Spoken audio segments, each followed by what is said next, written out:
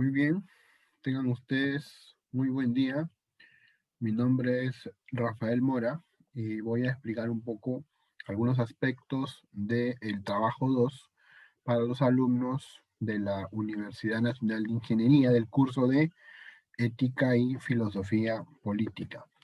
Bien, vamos a revisar en esta oportunidad a tres autores.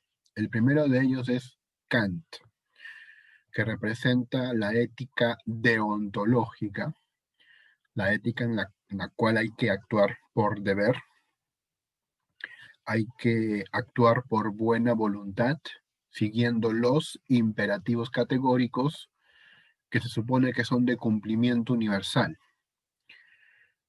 La ética kantiana es autónoma, no es heterónoma. No hay que actuar motivado por intereses personales o por conveniencia, sino más bien porque creemos que estamos cumpliendo por el deber, con el deber y, por lo tanto, el acto que se dirija mediante el cumplimiento del deber será un acto correcto, a pesar de las consecuencias, según la filosofía de Kant. Por ejemplo, uno de sus imperativos es el imperativo de la dignidad. Trata al hombre como un fin y nunca como un medio. Bajo ese punto de vista, pues la filosofía kantiana implica y exige una mayoría de edad, cumplir una mayoría de edad, pero mental en las personas que procedan ética o moralmente. Bien, la ética de Kant, por supuesto que va de acuerdo con los criterios de una ética profesional, en la cual también hay que cumplir el deber, hay que actuar por cumplimiento eh, del deber, pero sobre todo motivados por la buena intención. Eso es lo que más pesa en la ética kantiana centrada en el deber. Bien, bueno,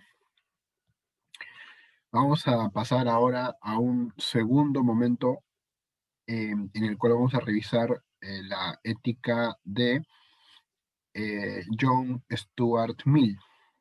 John Stuart Mill es el utilitarismo.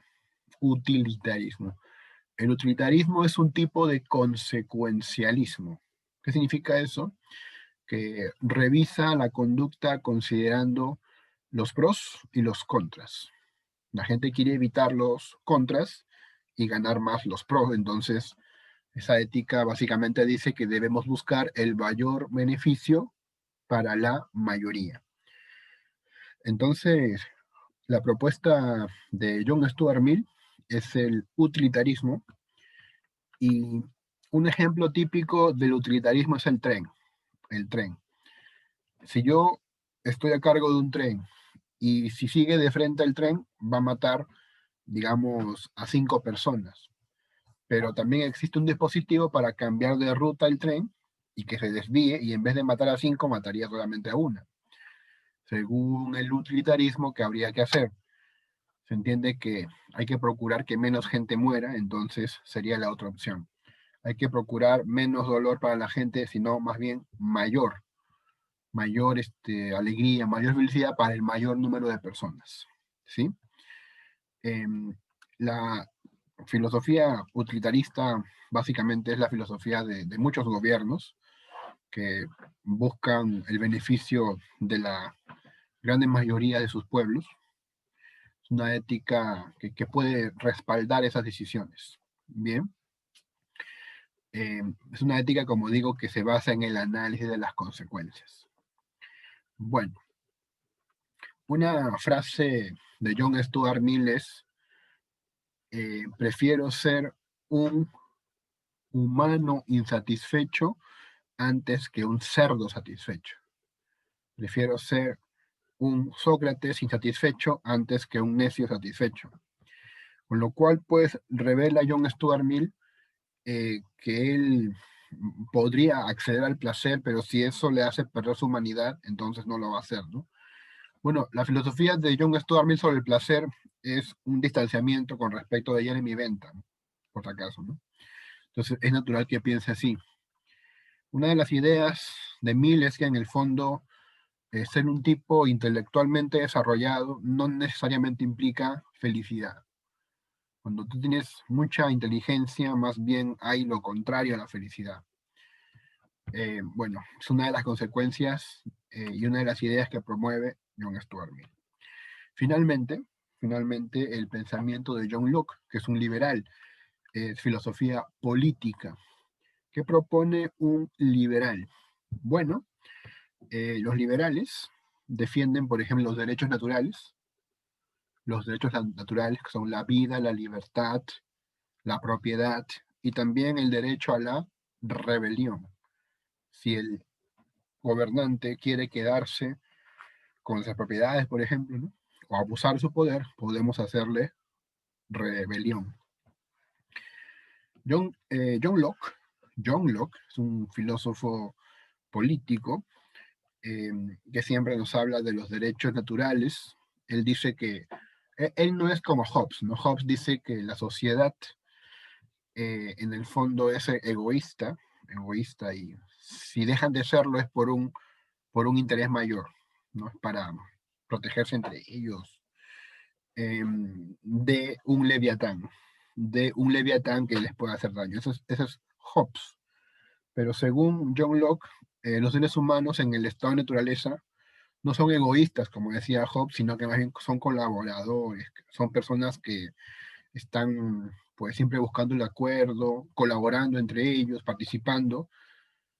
Hay derechos naturales, ellos lo respetan y cuando se institucionaliza el Estado, esto se legaliza, pero ya existía previamente, según John Locke. Ahora bien, entonces John Locke pues tiene esa, esa forma de ver la sociedad. Ahora bien, ¿qué sucede realmente? Que cuando alguien eh, piensa, por ejemplo, piensa eh, que si le roban, él también debe robar, por ejemplo, que si le roban o si le humillan, él debe matar, por ejemplo, él debe responder. Es algo incorrecto, porque quien se debe hacer cargo de administrar justicia, por ejemplo, es un órgano diferente que forma parte del Estado, específicamente el Poder Judicial. El ser humano, el ciudadano, no debería ocuparse de esas cosas. Debería seguir preocupándose por producir, por trabajar, por la propiedad privada. Esa es la idea en John Locke, ¿no? En John Locke, tú no puedes, digamos, ser alguien eh, que justifique o que juzgue tus propios actos. Quien lo tiene que juzgar es un estamento institucional del poder, ¿sí? Entonces, es una cosa interesante que ocurre. Lo justo o lo injusto o digamos, en cuanto a tus acciones, eh, esto debe ser juzgado por el Estado, no por ti. Es una de las consecuencias que propone pues John Locke, sobre todo si esas acciones involucran o se involucran con la propiedad privada. Y bueno, sin embargo, el liberalismo en el fondo tiene muchas ideas hoy en día, ¿no? Y vamos a ver algunas de ellas, ¿no? El individuo tiene primacía moral y esto le garantiza libertad. Libertad. El individuo tiene primacía moral y tiene libertad. También, ¿qué más? Todos los seres humanos son seres morales, no hay ninguno más moral que otro. Seres capaces de distinguir el bien del mal y de actuar en consecuencia. ¿Qué más? Toda cuestión política se puede mejorar. Nada debe ser absolutamente impuesto. Todo puede ser renovado, puede ser mejorado. Y para eso están los estamentos institucionales. ¿Qué más? Para que haya orden social, debe haber orden democrático. Debe respetarse la ley. Todo procedimiento debe ser bajo el respeto de la ley. Eh, y finalmente, el Estado debe proteger principalmente a la propiedad, la seguridad jurídica y el bien común. Son algunas ideas dentro del marco de la denominada filosofía política del liberalismo de John Locke. Bien, entonces, con esas ideas ya me estaba preparando para el trabajo 2 para los alumnos de la UNI. Bueno, sin más que decir, yo me despido. Muchísimas gracias. Buen día.